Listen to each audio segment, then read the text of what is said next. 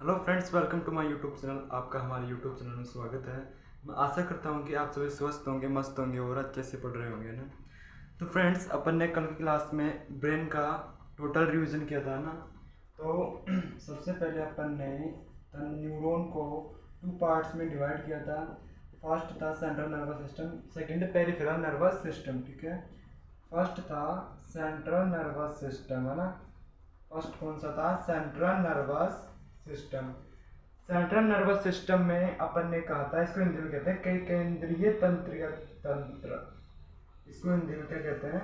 केंद्रीय तंत्रिका तंत्र। ठीक है, इसमें कहा था अपन ने कि इसमें अपन मस्तिष्क और मेरुरज्जु को पढ़ेंगे। ठीक है, तो उसमें से अपन ने मस्तिष्क को कंप्लीट कर लिया है। कल की क्लास में इसका रिवीजन भी कर लिया है और आने वाली क्लास में अपन मस्तिष्क से संबंधित बहुत सारे क्वेश्चंस देखेंगे। ठीक है, वो लेकिन आगे देखेंगे ना। अब इस ये फर्स्ट पार्ट तो होता है अपना कंप्लीट। सेकंड पार्ट है मेरुरज्जु। आज से अपन इसको पढ़ेंगे। ठीक है, ये आज में खत्म हो जाएगा, ज्यादा बड़ा नहीं है ना। तो आज अपन पढ़ेंगे मेरुरज्जु। ठीक है, उसके बाद में अपना सेंट्रल नर्वस सिस्टम कंप्लीट। उसके बाद में अपन पढ़ेंगे पेरिफेरल नर्वस सिस्टम। उसके बाद में अपन क्या पढ़ेंगे? Peripheral nervous system. ठीक है, इसमें क्या होता है कि कई प्रकार की तंत्रिकाएं आती है। ठीक है, इन पेरिफेरल नर्वस सिस्टम में अपन तंत्रिकाओं को पढ़ेंगे। ठीक है, तो सेंट्रल नर्वस सिस्टम में अपन ने मस्तिष्क ब्रेन को पढ़ लिया है। आज अपन स्पाइनल कोड मेरुरज्जु को पढ़ेंगे और ये कंप्लीट हो जाएगा। ठीक है, हेडिंग डाल रखी है मैंने मेरुरज्जु। ठीक है, तो मेरुरज्जु में भी मस्तिष्क की जैसे ही क्या मेरुरज्जु में भी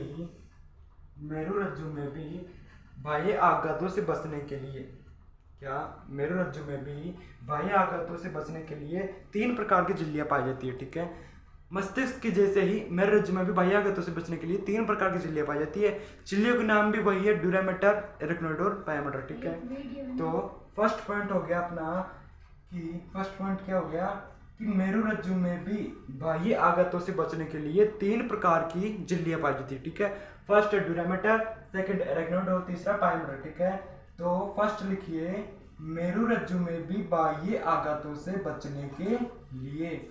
मेरुरज्जु में भी बाह्य आघातों से मेरुरज्जु में भी बाह्य आघातों से मेरुरज्जु में भी बाह्य आघातों से बचने के लिए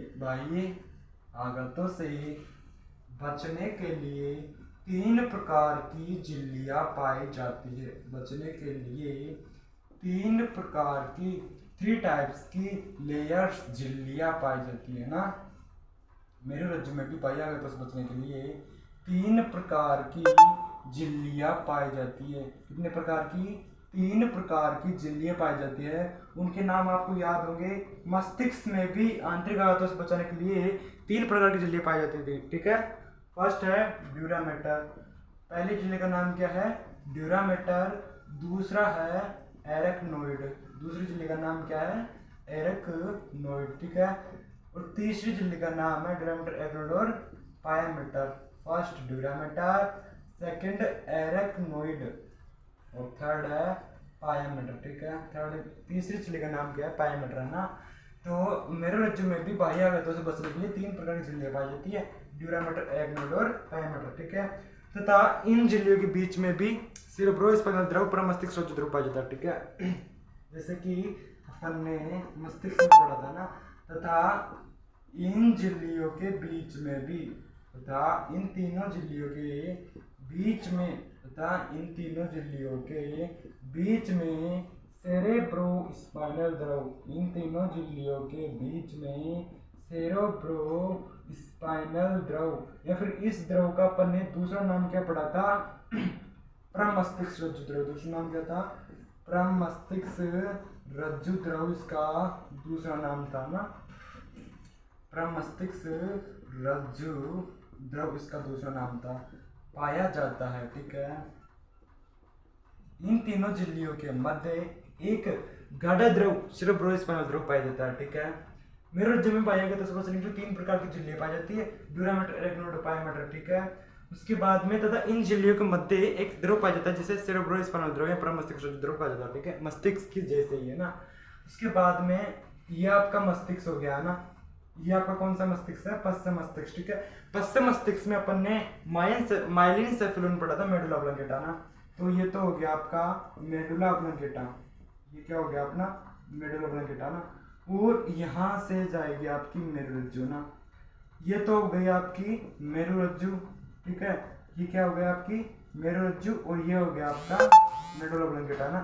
तो मेरुरज्जु और मेडुला ऑब्लंगेटा को जोड़ने वाला रंध्र क्या कहलाता है, इस जोड़ने वाले स्थान को क्या कहते हैं, इस जोड़ने वाले स्थान को अपन महारंध्र, महारंध्र या फिर इसका दूसरा नाम कौन सा होता है, फेरामन मैग्नम, ठीक है। इसको महारंध्र या फिर फेरामन मैग्नम कहा जाता है, क्या कहा जाता है, फेरामन मैग्नम कहा जाता है, ठीक है। मस्तिष्क के मेडुला को मेरुरज्जु से कौन जोड़ता है, फेरामन मैग्नम, ठीक है। मेरुरज्जु और मेडुला कौन जोड़ता है, फेरामन मैग्नम, ठीक है, या फिर उसका दूसरा नाम महारंध्र, ठीक है।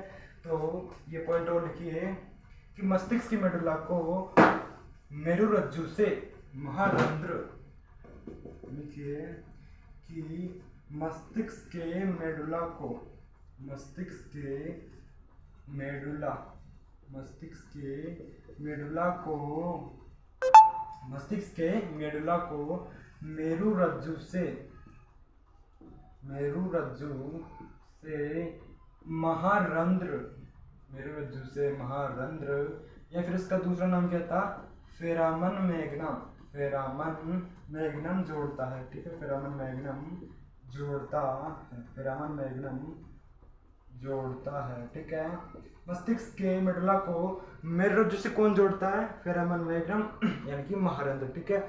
उसके बाद में अपन ने पढ़ा था 3 प्रकार की क्रियाएं पढ़ी थी ना, एक तो थी ऐच्छिक क्रिया, एक कौन सी थी, ऐच्छिक, दूसरी थी अनैच्छिक क्रिया, दूसरी क्रिया कौन सी थी, अनैच्छिक, और तीसरी थी प्रतिवर्ती क्रिया, ठीक है।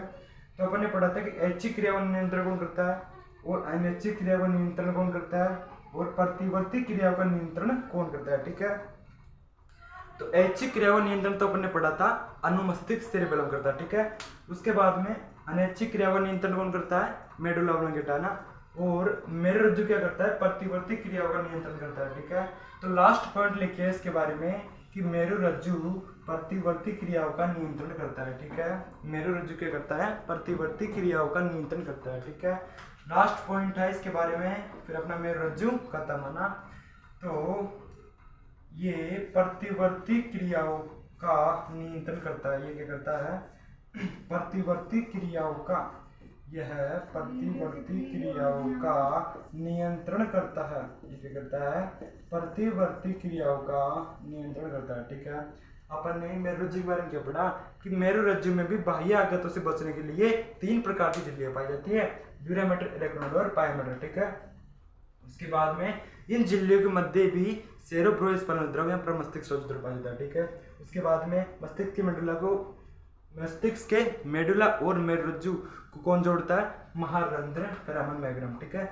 उसके बाद में प्रतिवर्ती क्रियाओं का नियंत्रण कौन करता है, मेरुरज्जु करता है। ऐच्छिक क्रियाओं का नियंत्रण अनुमस्तिष्क, अनैच्छिक क्रियाओं का नियंत्रण मेडुला ऑब्लंगेटा, और प्रतिवर्ती क्रियाओं का नियंत्रण मेरुरज्जु स्पाइनल कॉर्ड करता है, ठीक है।